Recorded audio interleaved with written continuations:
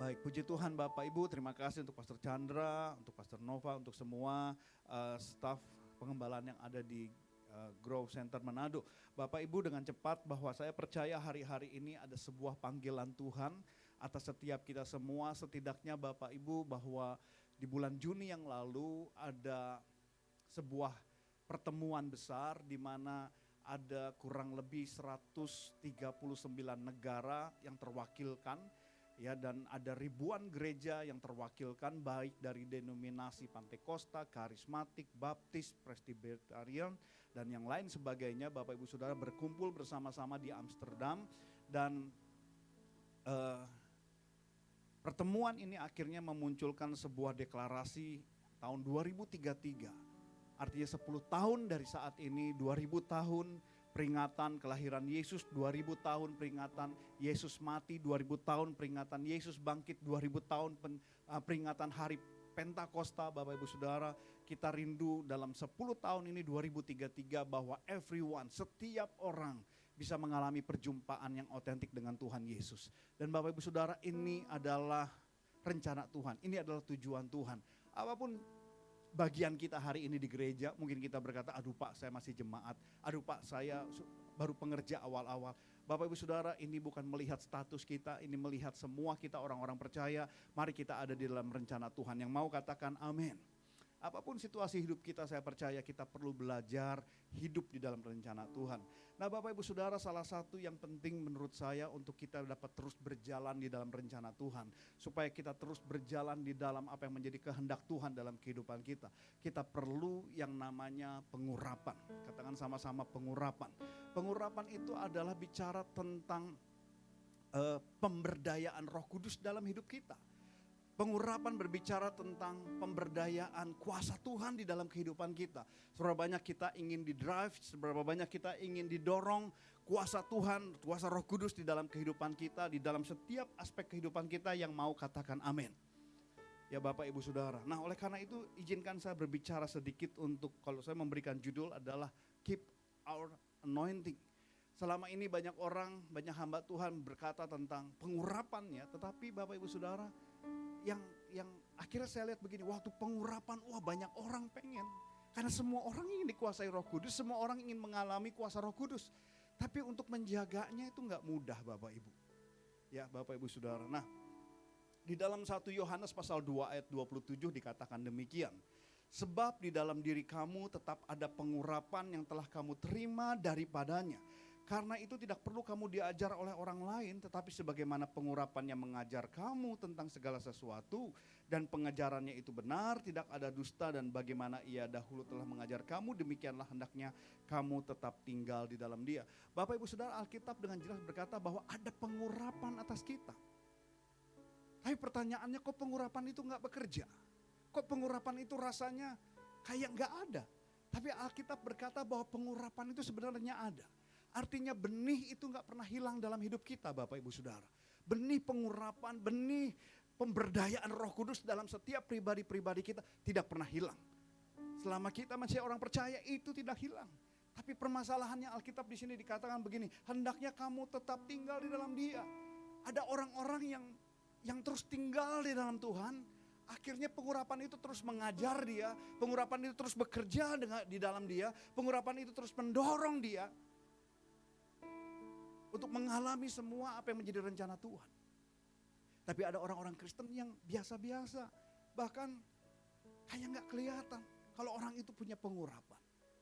Nah Bapak Ibu Saudara, artinya di sini ada perkataan bahwa kamu tetap tinggal di dalam Dia. Artinya pengurapan itu bisa maksimal bekerja. Pengurapan itu bisa maksimal mendorong kita. Pengurapan itu bisa menuntun kita. Kalau kita tinggal di dalam Dia. Jadi hari ini Bapak Ibu Saudara, seberapa banyak kita rindu bahwa pengurapan kuasa Roh Kudus tetap tinggal di dalam kita. Yang mau katakan amin. Nah Bapak Ibu Saudara, pengurapan di dalam Alkitab itu identik, seringkali diidentikan dengan anggur ya Bapak Ibu, wine. Nah di dunia ini Bapak Ibu ada anggur-anggur yang sangat luar biasa. Ya ada anggur-anggur yang sudah ratusan tahun tapi masih bagus. Bahkan menjadi anggur yang mahal. Ada satu, Bapak Ibu, ini saya susah bacanya ini karena bahasa Perancis. Tapi kurang lebih dibacanya Chateau Margaux. Ya kalau salah maafkan saya, kalau ada orang Perancis maafkan saya. Tapi saya coba baca dalam bahasa, dibacanya Chateau Margaux. Ini adalah salah satu wine terlama yang masih ada. Dan harganya Bapak Ibu Saudara itu 225.000 US dollar. Atau setara dengan 6,9 miliar. Hanya sebotol wine. Umurnya sudah hampir 300 tahun lebih. Dan harganya miliaran. Nah Bapak Ibu Saudara, ternyata ada sebuah konsep bahwa anggur yang baik itu dikelola oleh ahli anggur yang baik. Anggurnya sama. Tapi siapa pengelolanya itu menentukan. Kalau yang mengelolanya ahli yang sungguh-sungguh ahli, maka anggur itu semakin lama akan semakin bagus. Anggur itu semakin lama akan semakin mahal. Anggur itu semakin lama akan semakin manis, semakin rasanya luar biasa. Tapi Bapak Ibu Saudara, kalau bukan ahli, anggurnya sama, 2-3 hari anggur itu basi. Sama dengan pengurapan. Pengurapan bisa basi tanda kutip ya Bapak Ibu. Kalau kita tidak hidup di dalam bersama ahlinya. Tapi kalau ada ahli, segala ahli tinggal di dalam kita. Maka pengurapan itu akan semakin baik, semakin besar. Akan semakin berdampak di dalam kehidupan kita. Itu kenapa Yohanes menasehatkan, engkau tinggal di dalam dia kalau kamu tinggal di dalam dia. Biar ahli itu yang bekerja memaksimalkan pengurapan itu di dalam diri kita. Ada contoh-contoh di Alkitab Bapak Ibu Saudara dan juga contoh-contoh di dunia ini bahwa ada orang-orang yang hidupnya penuh dengan pengurapan Tuhan. Bahkan ketika mereka sudah mati tetap ada dampak yang besar. Setidaknya ada 3 orang Bapak Ibu Saudara. Yang pertama Elisa. Kita tahu Elisa dipakai Tuhan luar biasa. Kita tahu Elisa itu murid daripada Elia. Dan apa yang dilakukan oleh Elisa itu 2 kali lebih besar daripada apa yang dilakukan oleh Elia. Nah, di dalam 2 Raja-Raja 13 ayat 21 dikatakan demikian. Pada suatu kali orang sedang menguburkan mayat. Ketika mereka melihat gerombolan datang, dicampakkanlah mereka mayat itu ke dalam kubur Elia lalu pergi. Dan demi mayat itu kena kepada tulang-tulang Elisa, maka hiduplah ia kembali dan bangun berdiri. Elisa sudah jadi tulang. Tapi ada orang mati kena tulangnya. Berdiri lagi Bapak Ibu. Lihat bayangkan pengurapan yang benar. Itu harusnya bahkan sampai mati masih ada dampaknya Bapak Ibu. Saya berdoa. Memang kalau saya mati saya gak akan pusing dengan duniawi. Tapi saya berdoa setidaknya kalau saya meninggal suatu hari nanti. Setidaknya saya masih bisa berdampak untuk dunia ini. Setidaknya Bapak Ibu. Yang kedua, Smith Wigglesworth. Orang yang saya berharap Bapak Ibu pernah dengar Smith Wigglesworth ini. Saya pribadi adalah orang yang sangat mengagumi, meneladani, berusaha meneladani walaupun gak bisa. Orang yang saya kagumi. Orang yang gak bisa baca tulis. Orang tukang ledeng, orang miskin Bapak Ibu. Tapi dia sungguh-sungguh mencari Tuhan. Dan Smith Wigglesworth menggoncangkan dunia. Dengan karunia-karunia kesembuhan. Bapak Ibu Saudara, Smith Wigglesworth, dia pernah ditangkap di Swiss ketika buat KKR. Ketika ditangkap, kenapa dia ditangkap? Ditanya. Karena ada laporan. Laporan dari siapa? Para dokter. Kenapa? Karena pasien-pasiennya sembuh. Dianggap malah praktek. KKR-KKR-nya di Eropa, Australia, Amerika. Kesembuhan terjadi dengan sangat luar biasa. Bahkan kebangkitan orang-orang mati terjadi. Bapak Ibu Saudara, Smith Wigglesworth meninggal di akhir tahun 40-an. Ketika dia meninggal, dokter yang memeriksa mengatakan bahwa giginya utuh. Jantung dan seluruh bagian tubuhnya itu seperti masih umur 17 tahun, 20 tahunan. Orang yang sangat dipakai Tuhan. Bahkan setelah meninggal Bapak Ibu, bukunya dibaca, kisahnya dibaca. Pertama kali saya baca buku ini Bapak Ibu, buku merah ini, The Secret of His Power. Saya baca, belum selesai, baru 1 bab saya nangis Bapak Ibu. Sampai hari ini, bagi saya ini buku tentang Smith Wigglesworth paling banyak buat saya menangis selain Alkitab. Jadi kalau Bapak Ibu belum pernah baca, pulang dari tempat ini cari, coba baca. Bapak Ibu Saudara, iman kita pasti bangkit. Iman kita pasti akan wow. Padahal orang yang sudah meninggal puluhan tahun yang lalu, ada yang namanya Watchmeni. Sampai hari ini buku-bukunya masih menjadi salah satu buku rohani terlaris. Buku rohani yang paling dahsyat, termasuk yang paling dahsyat. Orang baca buku Watchmeni, imannya dikuatkan. Sekalipun di dalam penderitaan, mereka tidak takut. Sekalipun di tengah ancaman, mereka tetap percaya Yesus. Ada orang membaca buku Watchmeni, dia bertobat di China, Tiongkok. Kemudian Bapak Ibu dia menjadi penginjil. Dia ingin menjadi Watchmeni karena dia terinspirasi. Watchmeni ini adalah seorang Tionghoa. Dia menginjil di daratan China, Bapak Ibu Saudara, di zaman nasionalis. Kemudian ketika nasionalis kalah menjadi komunis, dia tetap menginjil di sana dan akhirnya ditangkap oleh pemerintah dan mati di penjara. Jadi anak muda ini terinspirasi dari Watchmeni. Bapak Ibu Saudara, anak muda ini menginjil kemana-mana. Akhirnya ditangkap, masukkan penjara. Dibilang begini, gak boleh nginjil. Bapak Ibu Saudara, anak muda ini karena dia terbakar oleh kisah Watchmeni, kesaksian Watchmeni, di penjara pun dia menginjil dan banyak narapidana bertobat. Akhirnya pihak penjara berkata supaya orang ini gak bertobat, lidahnya dipotong Bapak Ibu, supaya gak ngomong lagi tentang Yesus. Lidahnya potong, tapi dia bisa menulis dengan tangannya tentang Yesus. Ada juga narapidana yang akhirnya bertobat juga. Bapak Ibu Saudara, akhirnya untuk supaya orang ini tidak memberitakan Injil lagi, dipotonglah tangan kanannya.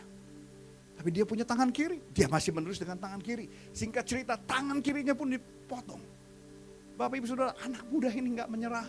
Dia pakai kakinya menulis di tembok tentang Yesus, tentang kasih Yesus.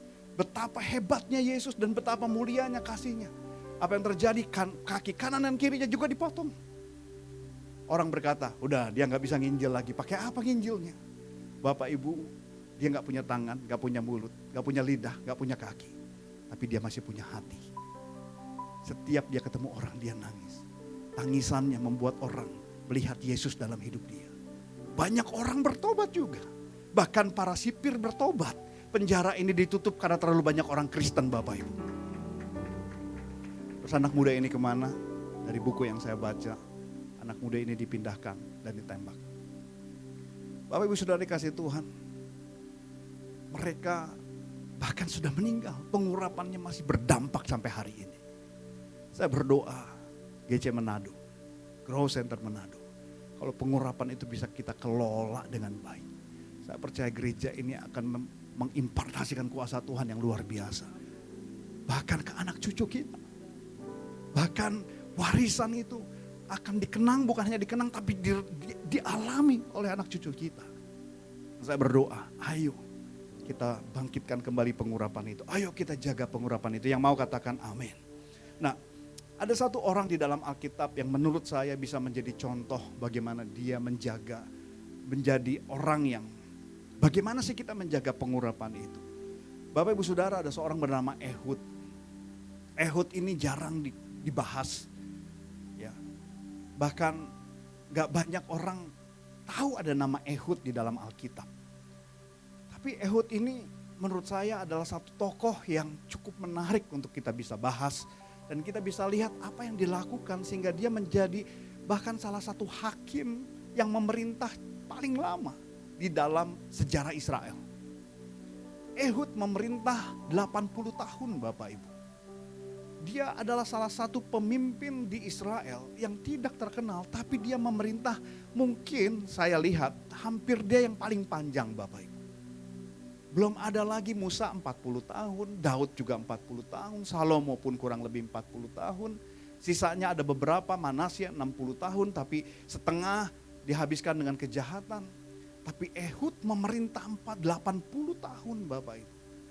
Nah, kita mau lihat sebentar. Apa yang dilakukan Ehud sampai dia bisa menjaga Israel demikian lama dan panjang Bapak Ibu Saudara. Hakim-Hakim 3 ayat yang ke-12.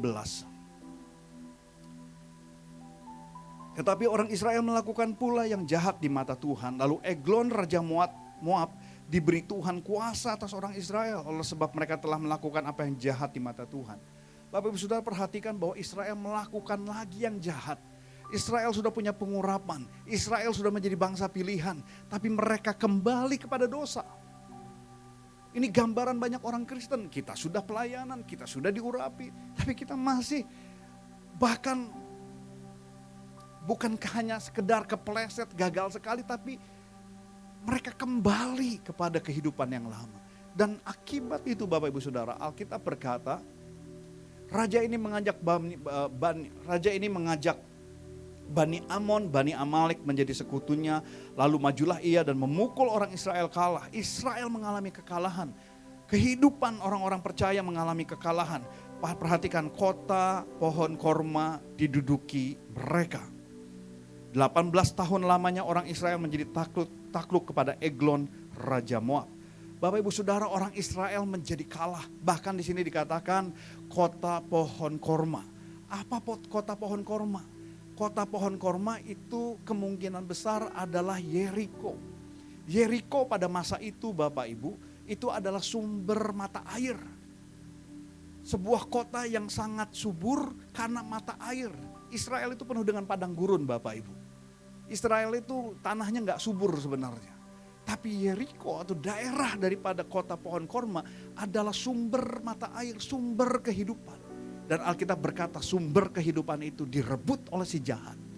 Banyak orang-orang percaya dia sudah ada pengurapan dalam hidupnya.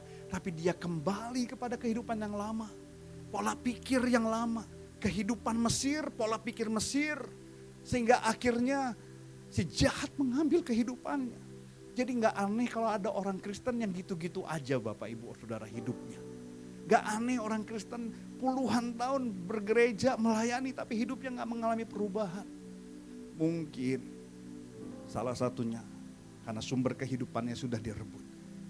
Dan saya berdoa hari ini kita kembali, kita rebut kembali kehidupan kita, yang mau katakan amin. Kemudian ketika itu bangsa Israel berseru kepada Tuhan. Di dalam Hakim-Hakim pasal 3 ayat 15 dikatakan, lalu orang Israel berseru kepada Tuhan, maka Tuhan membangkitkan bagi mereka seorang penyelamat, yakni Ehud, anak Gera, orang Benyamin.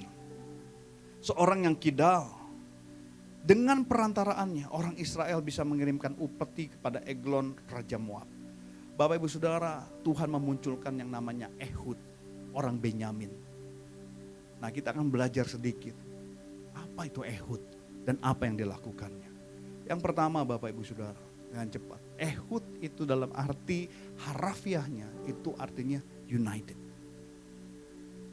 United ini adalah satu bentuk keunitian yang menurut saya paling indah.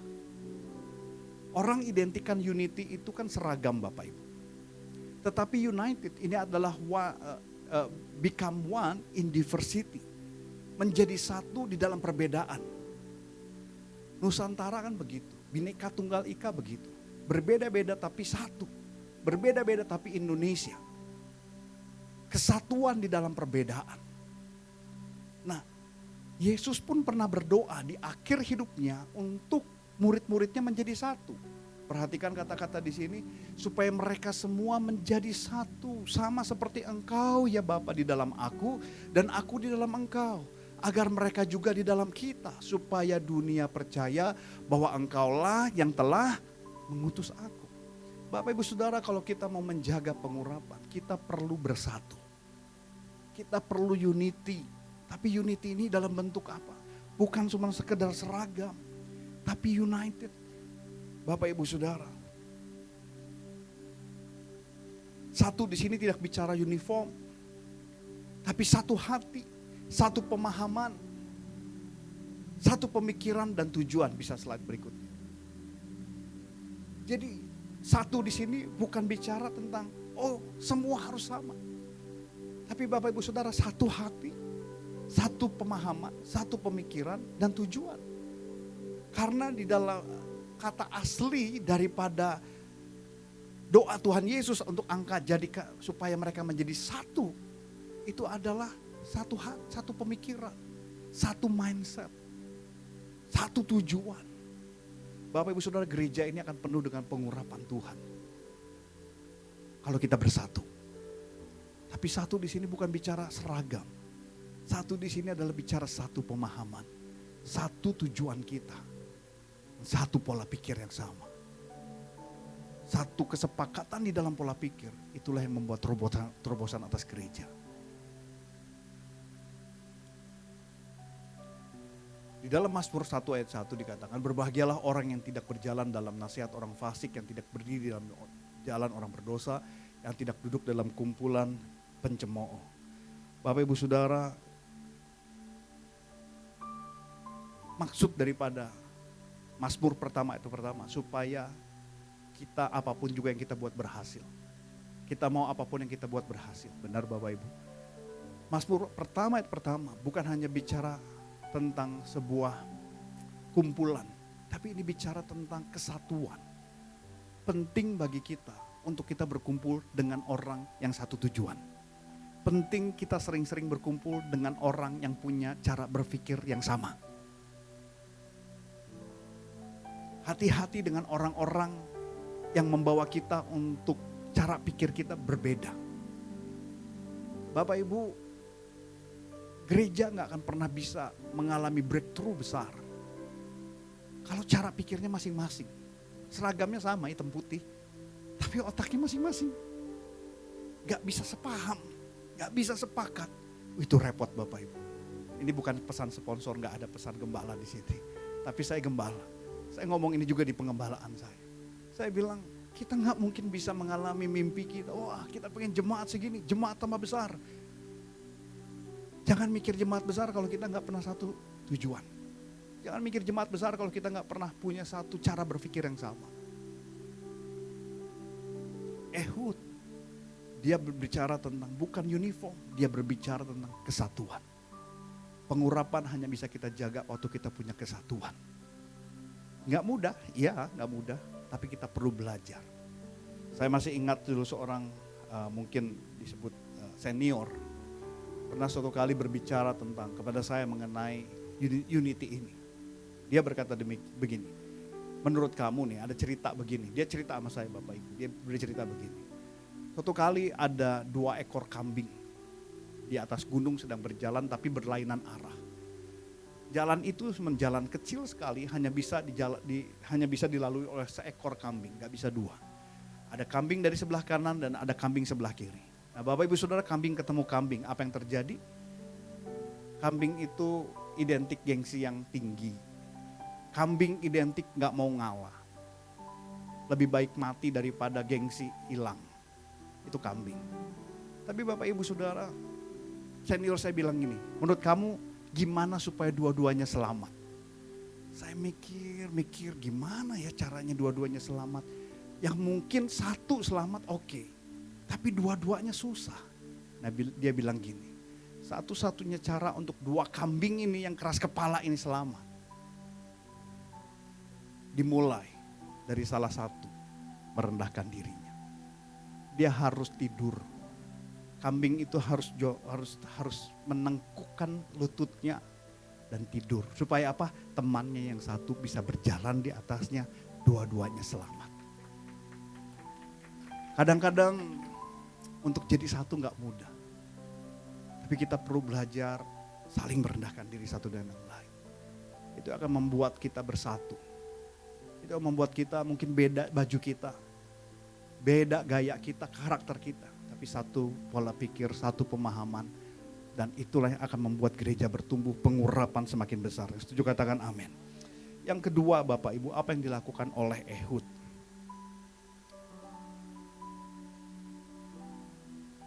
Di dalam Hakim-Hakim 3 ayat 16 sampai 17 dikatakan demikian. Dan Ehud membuat pedang yang bermata 2, yang panjangnya hampir sehasta. Disandangkannya lah itu di bawah pakaiannya, lalu pada pangkal paha kanannya. Kemudian ia menyampaikan upeti kepada Eglon Raja Moab. Perhatikan, adapun Eglon itu seorang yang sangat Bapak Ibu, ini di Alkitab jarang ya ada kata gendut. Gemuk ada, gendut jarang loh Bapak Ibu. Berarti ini ada konotasi jelek di sini. Ini nggak mengejek siapa-siapa ya, di sini nggak ada yang gendut kan ya. Semua sehat, semuanya fit begitu. Tapi di sini ada kata gendut Bapak Ibu Saudara. Nah, apa yang terjadi berikutnya? Kemudian Ehud mengulurkan tangan kirinya, dihunusnya pedang itu dari pangkal paha kanannya dan ditikamnya ke perut raja, sehingga hulunya berserta mata pedang itu masuk. Perhatikan, lemak menutupi mata pedang itu, sebab pedang itu tidak dicabutnya dari perut raja. Lalu keluarlah ia melalui pintu belakang. Bapak Ibu Saudara, apa maksudnya? Yang kedua, Ehud membuat pedang. Ibrani 4 ayat yang ke-12 dikatakan, sebab firman Tuhan Allah yang hidup dan kuat, yang lebih tajam daripada pedang bermata dua manapun. Ia menusuk amat dalam sampai memisahkan jiwa dan roh, sendi-sendi dan sumsum. Ia sanggup membedakan pertimbangan dan pikiran hati kita. Bapak Ibu Saudara, pedang bicara firman Tuhan. Bapak Ibu Saudara ingin menjaga pengurapan kuat di dalam firman Tuhan. Dan perhatikan waktu firman Tuhan itu dimasukkan ke dalam hidup kita. Karena di sini dikatakan menusuk sangat dalam. Bapak Ibu Saudara, seperti Eglon. Apa yang terjadi? Lemaknya keluar. Ternyata maksud Tuhan menulis kata gendut itu lebih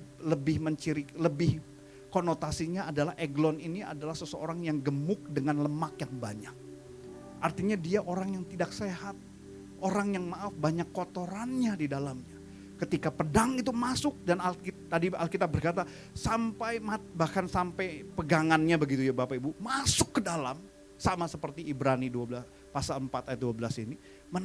Masuk sangat dalam, menusuk sangat dalam. Dan Alkitab berkata lemak itu keluar. Bapak Ibu ingin hidup kita lebih baik dan lebih baik. Kita rindu pengurapan tetap terjaga dalam hidup kita. Pedang itu harus tertancap Bapak Ibu Saudara. Pedang tertancap, lemak keluar, kotoran keluar. Itu sebabnya ayo kuat dalam firman Tuhan. Gak ada yang bisa menjaga pengurapan selain firman Tuhan dalam hidup kita. Bapak Ibu mau ditertumpang tangan 1000 hamba Tuhan besar pun, kalau kita gak punya firman, itu hanya seperti embun yang hanya dalam beberapa saat hilang lagi Bapak Ibu.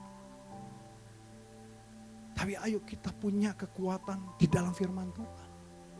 Firman Tuhan bukan hanya didengar hanya hari Minggu. Tapi ayo setiap hari kita bangun hubungan dengan Tuhan. Saat teduh dengan Tuhan. Banyak orang bilang gini, itu lagi, saat teduh lagi. Tapi Bapak Ibu Saudara, ini prinsip penting di dalam kekristenan. Kita pengen dengar, prinsip keuangan yang memerdekakan. Prinsip marketing yang memulihkan, mungkin begitu ya Bapak Ibu. Karena di Jakarta dan di Bandung begitu. Tema yang disenangi jemaat sekarang adalah prinsip keuangan, prinsip kerja yang bagus. Tapi Bapak Ibu sebenarnya ada satu prinsip yang gak boleh kita lupakan, prinsip kebenaran. Dan salah satu prinsip kebenaran adalah kuat di dalam firman Tuhan. Suatu kali Bapak Ibu Saudara tahun 2007, saya ingat 2007 kalau gak salah atau 2006.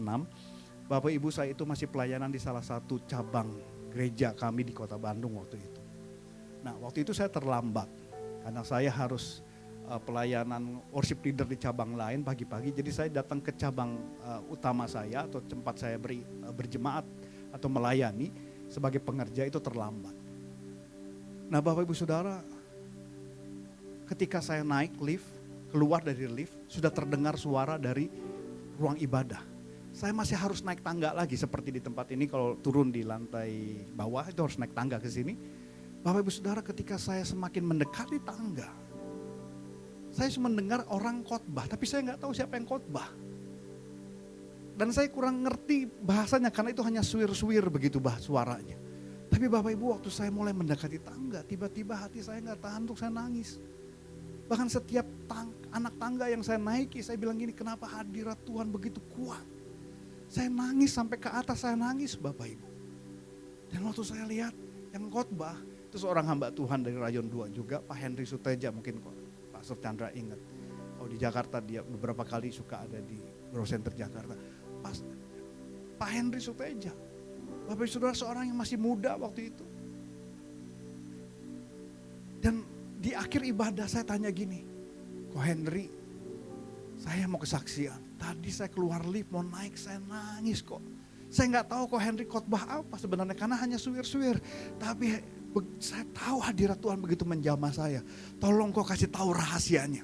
Ini saya masih sangat muda, belasan tahun yang lalu. Kasih tahu rahasianya. Anak muda kan pengennya begini, makan obat langsung jadi Superman Bapak Ibu. Makan vitamin, bro, langsung bisa jadi Batman.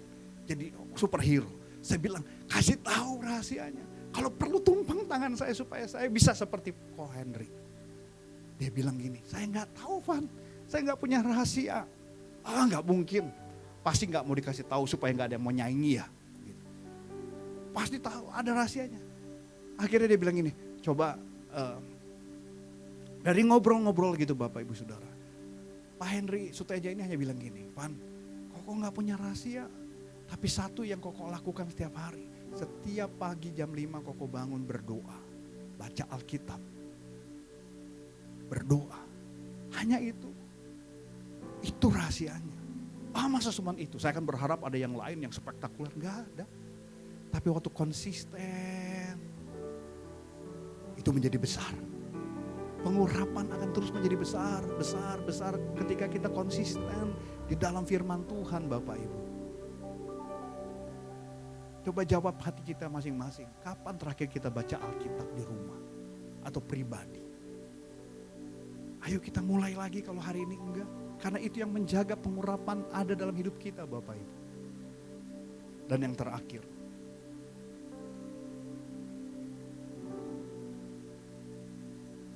Dikatakan tadi Bapak Ibu bahwa Ehud adalah orang Benyamin. Bahkan dikatakan dia kidal. Tapi sebenarnya Bapak Ibu Saudara, orang Benyamin ini di dalam perjanjian lama termasuk orang atau suku yang sangat mahir berperang. Karena apa? Suku Benyamin itu adalah suku yang jumlahnya gak terlalu banyak. Sehingga mereka perlu untuk melatih diri mereka extraordinary supaya mereka siap berperang. Mereka hebat dalam berpeperangan. Di dalam 1 Tawarik 12 ayat yang kedua dikatakan demikian. Mereka bersenjatakan panah dan sanggup melontarkan batu dan menembakkan anak-anak panah dari busur dengan tangan kanan atau tangan kiri. Mereka itu adalah saudara-saudara sesuku Saul dari orang-orang Benyamin. Bapak Ibu Saudara, Ehud itu bisa dikatakan dia kidal, dia menusukkan tangan dengan tangan kiri. Tapi sebenarnya bukan hanya karena kidal, tapi dilatih. Orang Benyamin melatih tangan kanan dan tangan kirinya untuk berperang. Mereka melatih diri mereka. Bahkan saudara-saudara Saul, suku Benyamin, mereka bisa memanah dengan kedua tangan. Mereka sangat mahir dalam peperangan. Tidak ada suku lain di dalam 12 suku Israel yang dalam peperangan sehebat orang Benyamin. Bapak Ibu Saudara bisa melihat sejarah orang Benyamin hebat di dalam peperangan. Tapi ini bicara apa Bapak Ibu Saudara? Ini bicara tentang kita melatih diri kita. Kita perlu mendisiplinkan diri kita terus menerus. 1 Timotius 4 yang ke-7 berkata, tetapi jauhilah tahayul dan dongeng nenek-nenek tua. Latihlah dirimu beribadah. Kita perlu melatih diri kita. Melatih diri kita dalam konteks apa?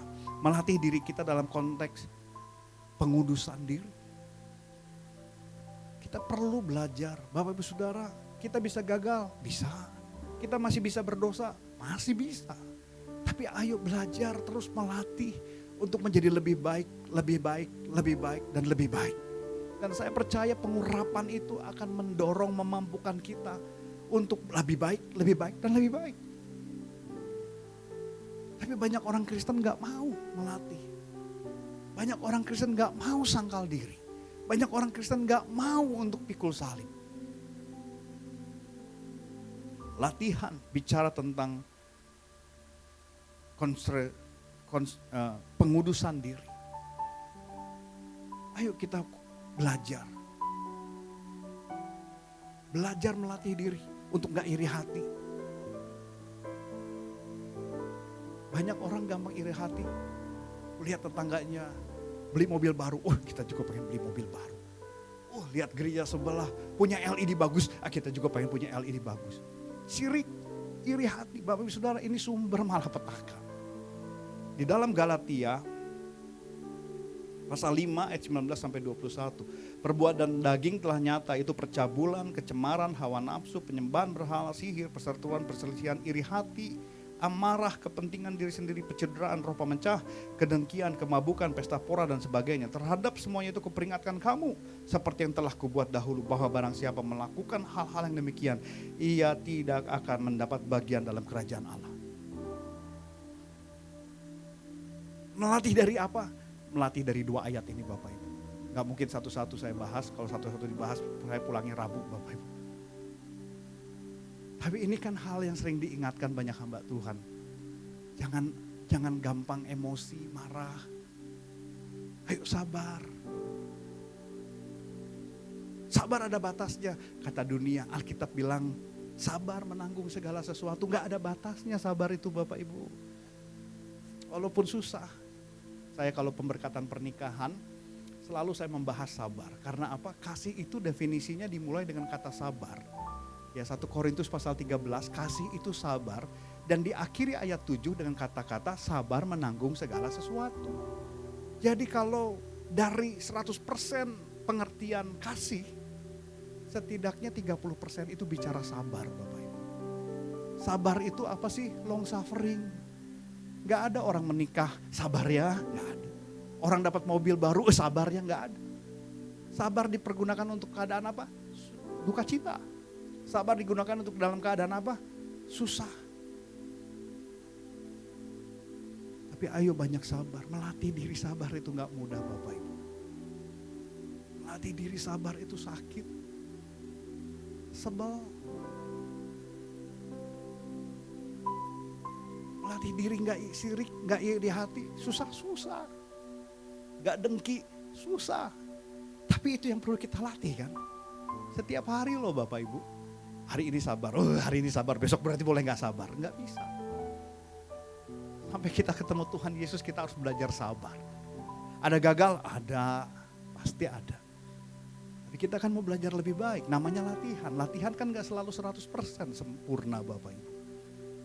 Tapi one day saya berharap, waktu nanti suatu kali saya ke Manado kembali Bapak Ibu, orang akan melihat gini, wah GC itu gereja yang penuh dengan sabar. GC Manado itu gereja yang gak iri hati. GC Manado itu gereja yang gak cemburu. GC Manado itu bukan gereja yang suka berselisih, tapi lebih banyak ngalah untuk menang tentunya. Bapak Ibu, ini menurut saya hal-hal yang menjaga pengurapan ada dalam hidup kita. Kadang-kadang kita kan orang karismatik Pantekostal. Wah pengurapan apa? Tumpang tangan tiap hari. Bapak itu baik, gak salah. Tapi ternyata ada hal-hal seperti ini yang akan menjaga pengurapan untuk tetap kuat di dalam kita. Untuk mengampuni seseorang yang bersalah sama kita susah gak? Susah. Tapi kita mau belajar mengampuni. Waktu kita melatih diri kita belajar mengampuni, pengurapan itu akan semakin besar dalam diri kita. Gak mudah, tapi ini yang perlu kita lakukan. Ehud punya bicara 3 hal ini. Ehud bicara bersama, bersatu. Ehud bicara tentang firman Tuhan. Ehud bicara tentang melatih diri. Bapak Ibu Saudara, kalau kita bisa 3 hal ini, saya percaya pengurapan itu akan terus bertambah. Dan Alkitab berkata, tetapi kamu akan menerima kuasa kalau Roh Kudus turun atas kamu. Pengurapan itu akan melahirkan kuasa dalam hidup kita.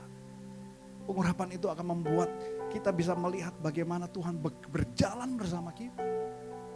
Smith Wigglesworth orang miskin, watchman bahkan mati di penjara.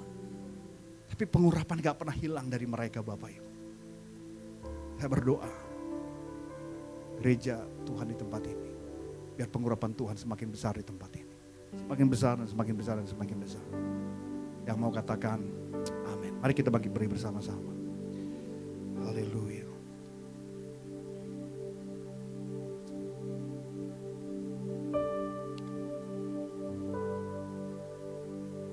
Terima kasih Tuhan.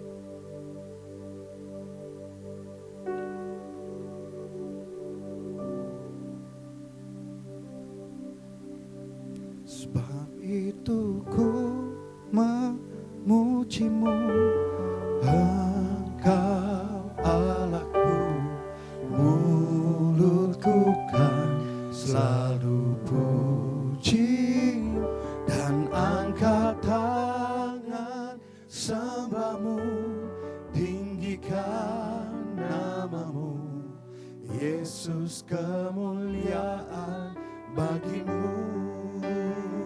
Sebab itu ku memujimu, Engkau Allahku, mulutku kan selalu puji dan angkat tangan sembahmu, tinggikan namamu, Yesus, kemuliaan bagimu. Tiada yang